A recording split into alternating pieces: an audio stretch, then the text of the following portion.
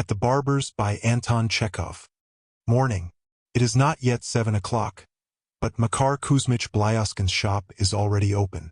The barber himself, an unwashed, greasy, but foppishly dressed youth of 23, is busy clearing up. There is really nothing to be cleared away, but he is perspiring with his exertions. In one place he polishes with a rag, in another he scrapes with his finger or catches a bug and brushes it off the wall. The barber's shop is small, narrow, and unclean. The log walls are hung with paper suggestive of a cabman's faded shirt. Between the two dingy, perspiring windows there is a thin, creaking, rickety door. Above it, green from the damp, a bell which trembles and gives a sickly ring of itself without provocation.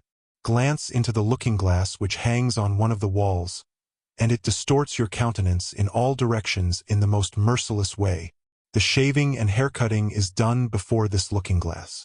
On the little table, as greasy and unwashed as Makar Kuzmich himself, there is everything.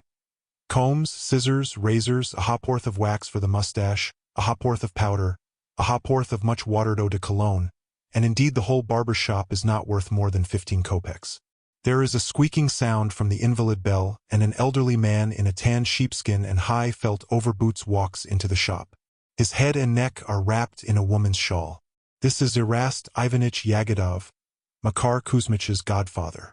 At one time he served as a watchman in the consistory. Now he lives near the Red Pond and works as a locksmith.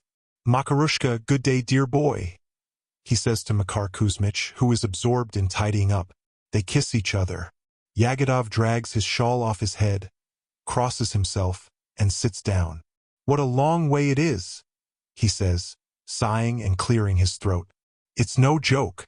From the Red Pond to the Kaluga Gate. How are you?" "In a poor way, my boy. I've had a fever." "You don't say so. Fever?" "Yes, I have been in bed a month. I thought I should die. I had extreme unction. Now my hair's coming out. The doctor says I must be shaved. He says the hair will grow again strong. And so I thought I'll go to Makar. Better to a relation than to anyone else. He will do it better and he won't take anything for it. It's rather far, that's true, but what of it? It's a walk. I'll do it with pleasure. Please sit down." With a scrape of his foot, Makar Kuzmich indicates a chair. Yagodov sits down and looks at himself in the glass and is apparently pleased with his reflection. The looking-glass displays a face awry, with Kalmuck lips, a broad, blunt nose, and eyes in the forehead. Makar Kuzmich puts round his client's shoulders a white sheet with yellow spots on it, and begins snipping with the scissors. "I'll shave you clean to the skin," he says, "to be sure, so that I may look like a Tartar, like a bomb. The hair will grow all the thicker. How's Auntie?" "Pretty middling. The other day she went as midwife to the major's lady. They gave her a ruble." "Oh, indeed, a ruble. Hold your ear." "I am holding it. Mind you don't cut me." "Oi, you hurt. You are pulling my hair." "That doesn't matter. We can't help that in our work." "And how is Anna Arostovna?" "My daughter? She is all right, she's skipping about. Last week on the Wednesday we betrothed her to Shikin. Why didn't you come?" The scissors cease snipping. Makar Kuzmich drops his hands and asks in a fright, "Who is betrothed?" "Anna." "How's that?" "To whom?" "To Shikin, Prokofy Petrovich. His aunt's a housekeeper in Zlatostinsky Lane. She is a nice woman. Naturally we are all delighted. Thank God. The wedding will be in a week. Mind you come, we will have a good time." "But how's this, Erast Ivanich?" says Makar Kuzmich, pale, astonished, and shrugging his shoulders. It's utterly impossible." "Why, Anna Arostovna?" Why, I cherish sentiments for her, I had intentions." "How could it happen?" "Why, we just went and betrothed her. He's a good fellow." Cold drops of perspiration come on the face of Makar Kuzmich. He puts the scissors down on the table and begins rubbing his nose with his fist. "I had intentions," he says. "It's impossible, Erast Ivanich. I am in love with her and have made her the offer of my heart. And Auntie promised.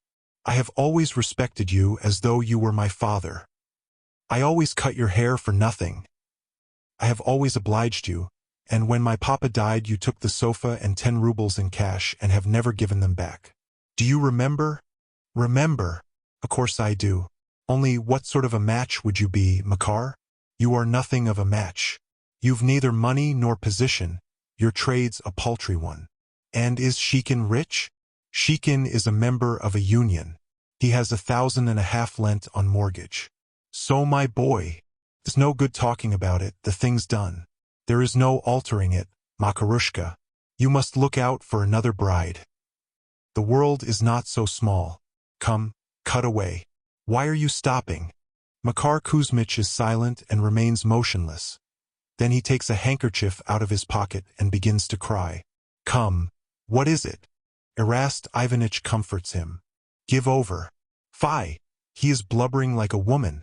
You finish my head and then cry. Take up the scissors.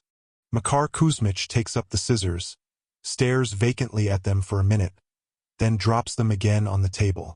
His hands are shaking. I can't, he says. I can't do it just now.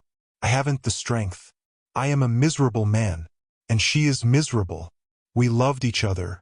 We had given each other our promise, and we have been separated by unkind people without any pity. Go away, Erast Ivanich. I can't bear the sight of you. So I'll come tomorrow, Makarushka. You will finish me tomorrow. Right? You calm yourself, and I will come to you early in the morning. Erast Ivanich has half his head shaven to the skin and looks like a convict. It is awkward to be left with a head like that, but there is no help for it. He wraps his head in the shawl and walks out of the barber's shop. Left alone, Makar Kuzmich sits down and goes on quietly weeping. Early next morning, Erast Ivanich comes again. What do you want? Makar Kuzmich asks him coldly. Finish cutting my hair, Makarushka. There is half the head left to do. Kindly give me the money in advance. I won't cut it for nothing. Without saying a word, Erast Ivanich goes out, and to this day his hair is long on one side of the head and short on the other. He regards it as extravagance to pay for having his hair cut and is waiting for the hair to grow of itself on the shaven side.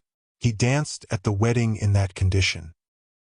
Dear listener, we close the pages on another tale, a journey through words, imagination, and emotion. Here at the Falls Audiobook, where stories flow like a river's current, carrying you to distant worlds and uncharted depths, we thank you for joining us. As always, we invite you to linger a little longer. Subscribe to our channel to discover more stories waiting to be heard, each a cascade of voices, ideas, and artistry. And remember, every great story begins with a single word. Perhaps the next one will begin with you. Until our voices meet again, may your days be filled with quiet moments, rich pages, and the soothing sound of a story well told. This is the Falls Audiobook, signing off.